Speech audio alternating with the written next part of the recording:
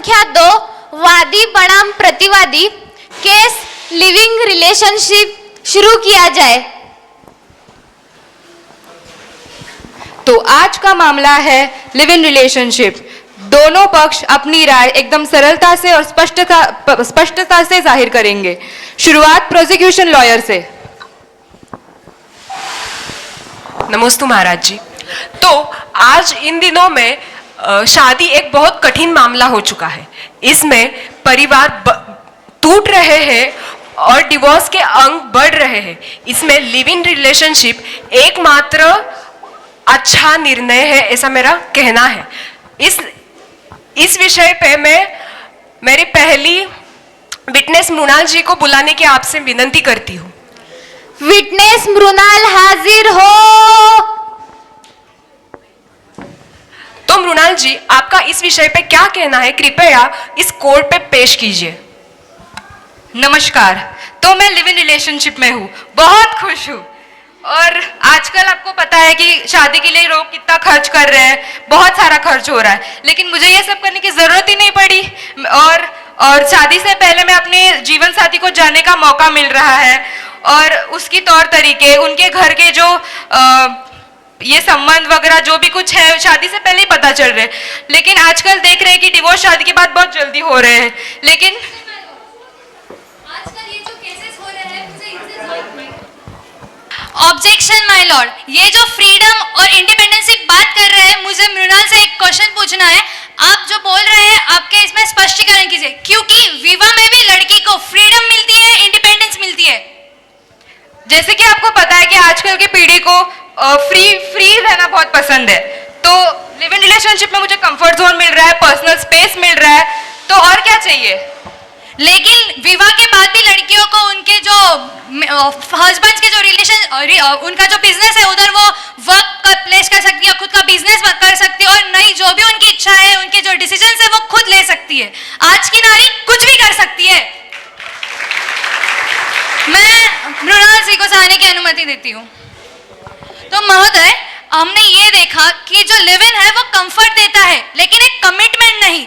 ये जो रिलेशनशिप्स है वो एक अट्रैक्शन से बनती है, बट हालांकि में जो ट्रू रिलेशनशिप है वो सिर्फ दो लोगों के बीच में नहीं बल्कि दो परिवारों के बीच में का है, जिसमें संबंध में जो जिनमें जिम्मेदारी होती है, विश्वास होता है और अपने जो संस्कार है उन लोगों का एक वो प्रतीक है। और ये जो अपनी जो बरसों से चली आ रही परंपरा, क्या वो गलत है? नहीं, क्योंकि अपने जो पहले के पूर्वज हैं वही अपना रहे हैं और अपन ने वही करना चाहिए। इसी संदर्भ में मैं अपनी पहली गवाह को बुलाने की अनुमति चाहती हूँ। क्या आपकी अनुमति है? मृणाली, मृणाली आप आइए। विटनेस मृणाली हाजिर हो। तो मृणाली, आप पूरे कोर्ट को बताइए कि शादी करना क्यों अनिवार्य है। महोदय, मैं आपको बताना चाहती हूँ कि शादी एक बहुत पवित्र बंधन है, जो मैंने ईश्वर को साक्षी मानकर 7 वचनों के साथ 7 फेरे लिए खुश हूँ। मैं एक इंडिपेंडेंट वुमन हूँ। मैं मेरे हस्बैंड के बिजनेस में एक पार्टनर हूँ और एक बहुत अच्छे पोजीशन पे हूँ। मेरे हस्बैंड मेरे सारे डिसीजन में मेरे साथ रहते हैं। मेरे दोनों भी परिवार मुझे बहुत सपोर्ट करते हैं और वो मेरा बहुत प्राउड फील करते हैं। मेरे दोनों भी परिवार में मुझे बहुत फ्रीडम मिलते हैं। जैसे मुझे मेरे घर में, मेरे मायके में मिलता था, वैसे मुझे पति के घर में भी बहुत फ्रीडम मिलती है। मुझे मेरे पूरे समाज में बहुत सारा मान मिलता है। मुझे सारे जो पारिवारिक रीति रिवाज है उनमें बहुत आदर मिलता है, सम्मान करते हैं मेरा लोग। मृणाली जी, मान लीजिए आप बहुत खुशी संबंध में है, पर आप में कुछ नोकझोंक हो गई, तो आपको आपके इस शादीशुदा रिश्ते में रिग्रेट नहीं होगा? वो एक सेकेंड, आप ऐसे नहीं कर सकते हैं। अजम्पशंस के बेसिस पे कोई भी जज अपना नहीं दे सकता है राय। ठीक है महोदय, मैं आपके सामने कुछ प्रूफ पेश करना चाहूंगी, अगर आपकी अनुमति हो तो।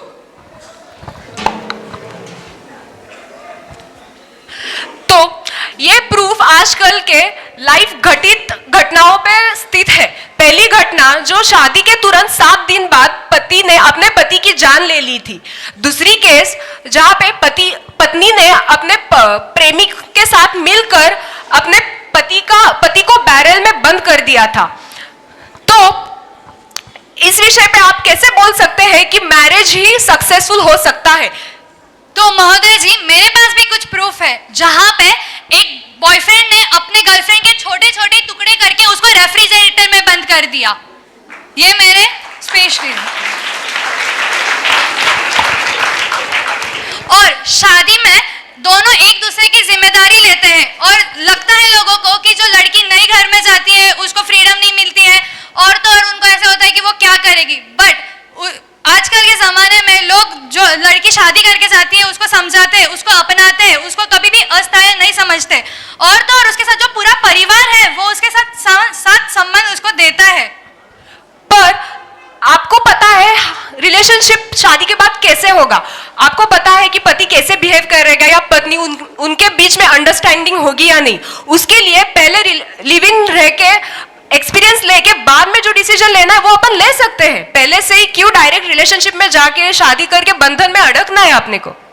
नहीं, ये बिल्कुल भी उचित नहीं, क्योंकि जैसे आपने ही बताया है कि इस रिश्ते को ही कुछ अनशन अनब ऐसा नाम है लिव इन विविंग, जो आजकल के इसमें नहीं जरूरी है, बिल्कुल भी जरूरी नहीं है।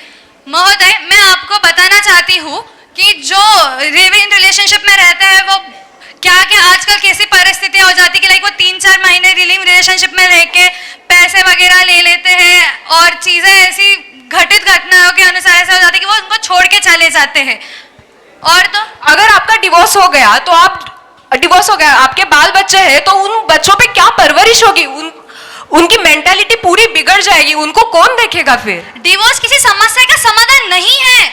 हम डिवोर्स ना करके अगर हम दोनों के बीच में सुलझाव कर सकते हैं तो वो शादी में हो सकता है। मुझे शादी से कोई एतराज नहीं है, कोई ऑब्जेक्शन नहीं है, पर मेरा कहना यह है कि पहले लिव इन रिलेशनशिप ट्राई करके अगर वो पार्टनर आपको फ्लेक्सिबल लग रहा है तो उसके साथ शादी करने में कोई हरकत नहीं है। बट जो हमारे रूट्स है, जो हमारा ट्रेडिशन है, वो कहाँ गया? वो चले गया है। तो जो रूट्स है, ट्रेडिशन है, उसको फॉलो करेंगे। संस्कार मॉडर्नाइजेशंस में चेंज नहीं होने चाहिए। आई नो अपग्रेडेशंस लाइफ में जरूरी है, हर चीज में, टेक्नोलॉजी में, बढ़ती एजुकेशंस में, या फिर कोई भी। हाँ, तुम शादी में भी ये करो, but live in is not the right solution for it. संस्कारों के माध्यम से तुम अगर प्रॉपर रीति रिवाज, पारिवारिक जनों के लोगों के अगर तुम उनका आशीर्वाद लोगे, उनका मान सम्मान ये करके तुम्हारे समाज में तुम्हारा नाम बढ़ेगा, और इसी विषय से शादी करना इज गुड थिंग। इसी विषय में महोदय जी, मैं आपसे अनुमति मांगती हूँ कि मैं अपनी दूसरी गवाह श्रुताली को बुलाना चाहती हूँ। क्या आपकी अनुमति है? विटनेस श्रुति हाजिर हो।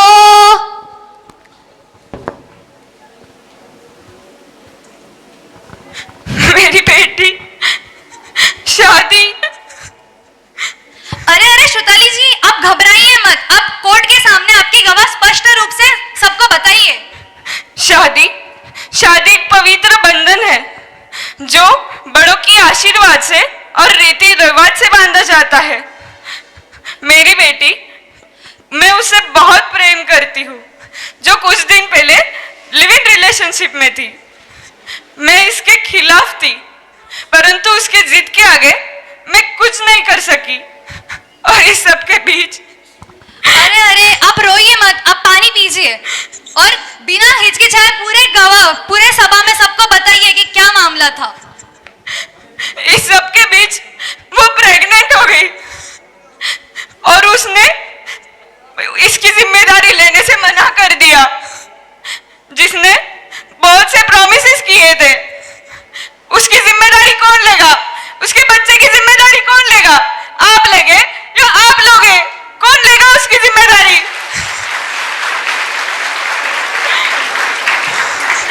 मेरी आप सबसे हाथ जोड़ के विनती है, इस लिव इन रिलेशनशिप के बीच में मत पड़ो। इसमें स्थिरता नहीं है, स्वतंत्रता है। आप रोइए मत, आप चाहिए। धन्यवाद।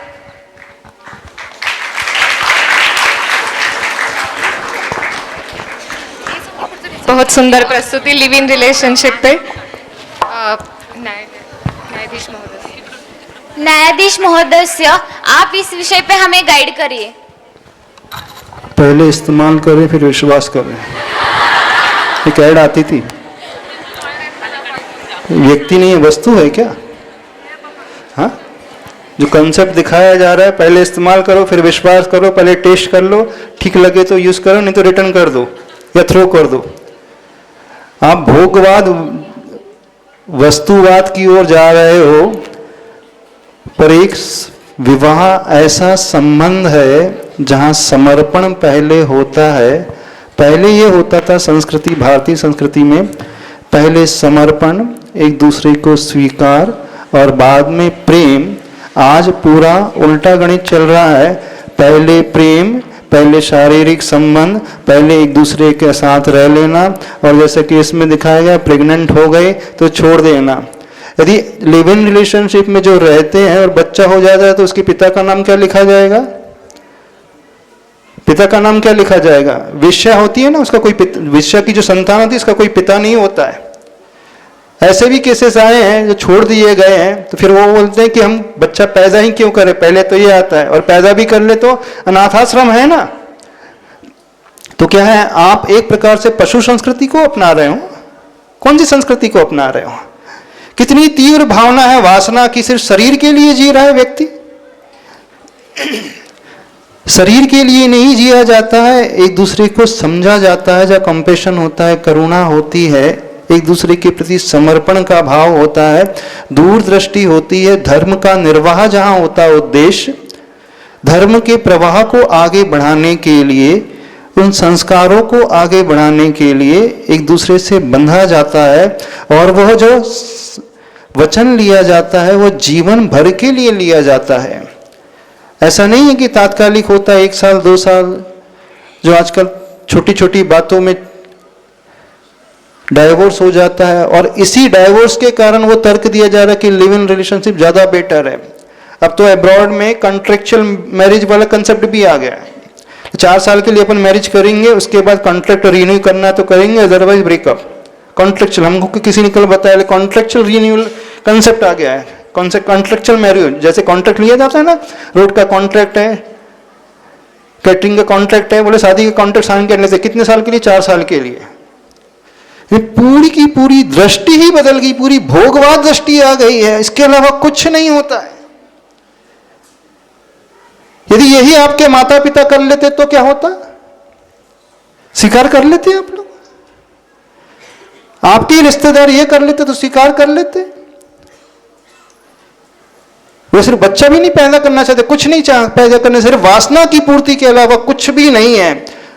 कुतर्क किया जाता है कि नहीं, हम एक दूसरे को समझ रहे हैं, समझ करके फिर बाद में निर्णय लेंगे, पटेंगे तो करेंगे आगे, अदरवाइज टाटा बाय बाय। ये संस्कृति नहीं है, ये विचारधारा नहीं है। कमिटमेंट कुछ होता नहीं है, सिर्फ कन्वीनियंस दिखा जाता है। लिव रिलेशनशिप में कोई कमिटमेंट नहीं है, सिर्फ कन्वीनियंस है। कन्वीनियंस काहे का कन्वीनियंस? किस बात का कन्वीनियंस? अपनी इच्छाओं की पूर्ति का कन्वीनियंस, इसके अलावा कुछ नहीं। सोचो आखिर आप कौन है?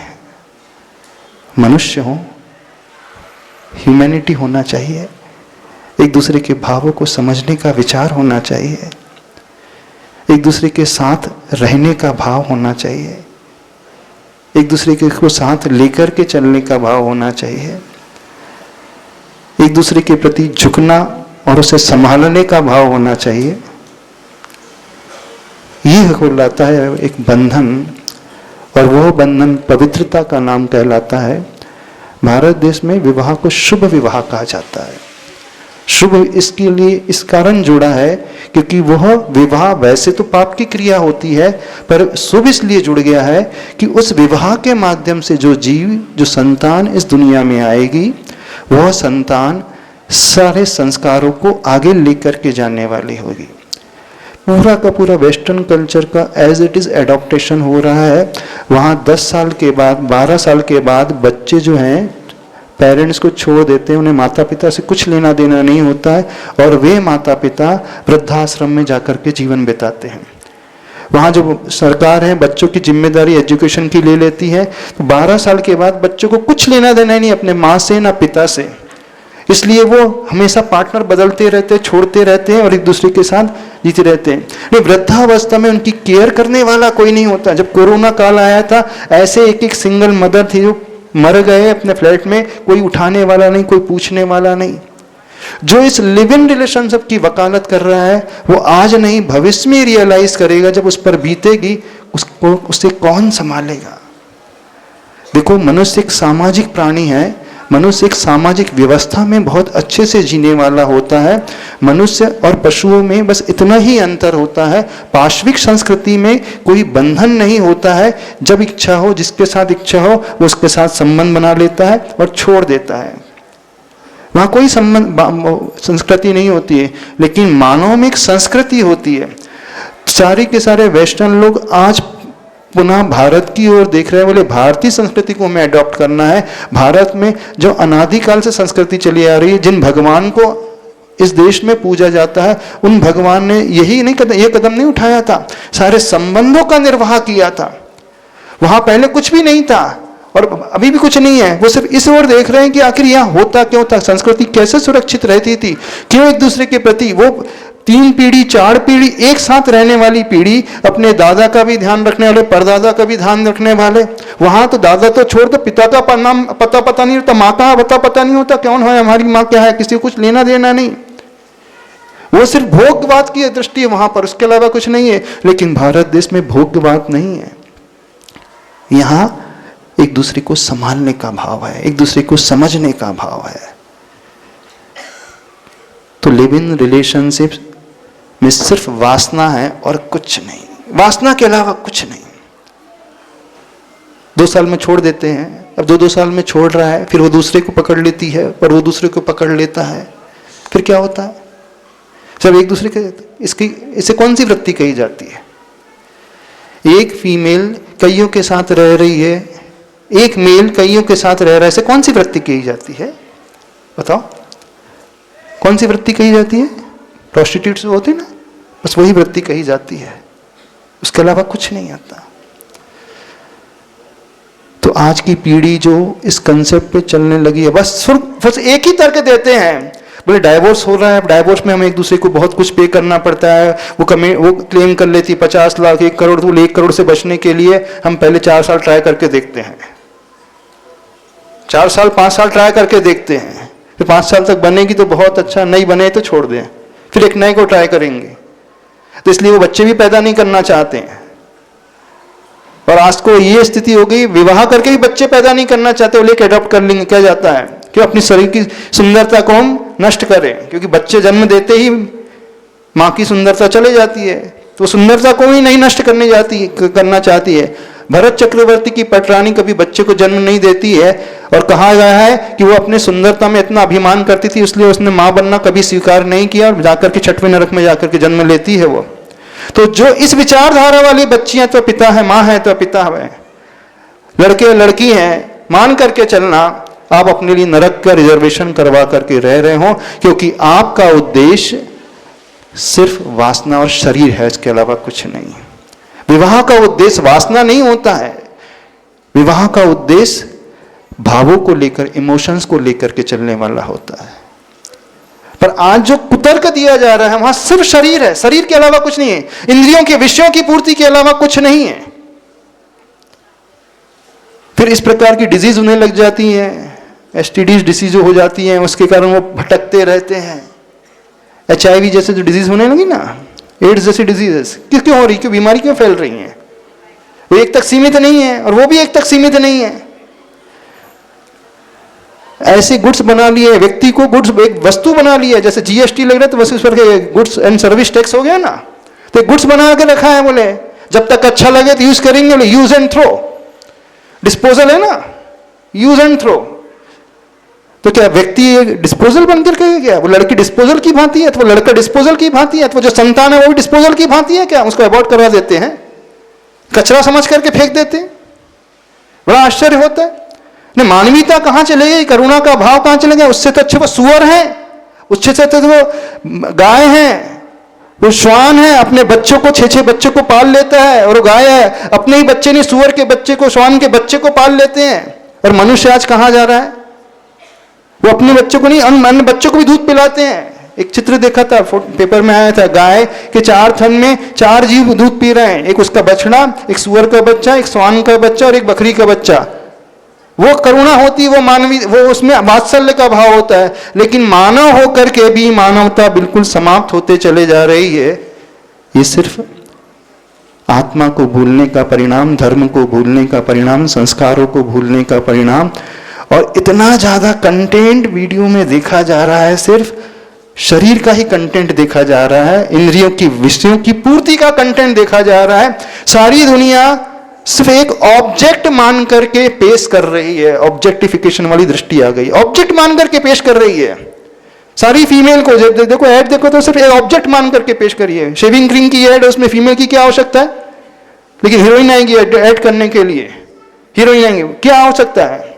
तो उन्होंने एक, मानो पाश्चात्य संस्कृति में बस एक ही भाव है कि फीमेल को एक ऑब्जेक्ट बना करके पेश करो ताकि उनकी इच्छाएं, वासनाएं की पूर्ति होते चले जा रहे। उसको कंसेप्ट को बहुत अच्छे से वो प्रमोट कर रहे हैं।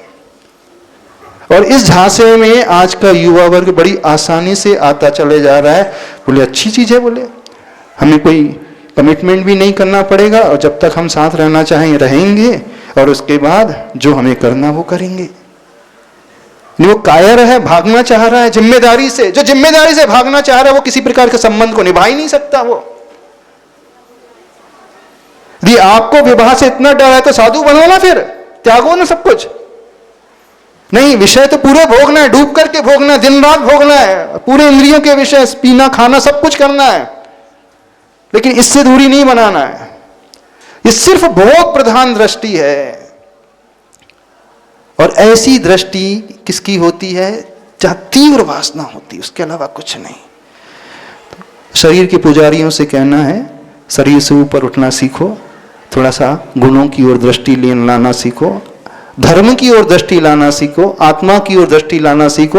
और कहीं सीखो अथवा ना सीखो, अपने भगवान से भले नहीं सीखो, लेकिन अपने माँ बाप से सीख लो, अपने दादा दादी से सीख लो, पूर्वजों से सीख लो। वो क्या कर रहे हैं, आपके दादा दादी ने क्या संस्कार दिए आपको लिए, उनका जीवन कैसा रहा है, आपके माता पिता के संस्कार क्या हैं। यही कार्य मां बाप कर लेते तो क्या होता।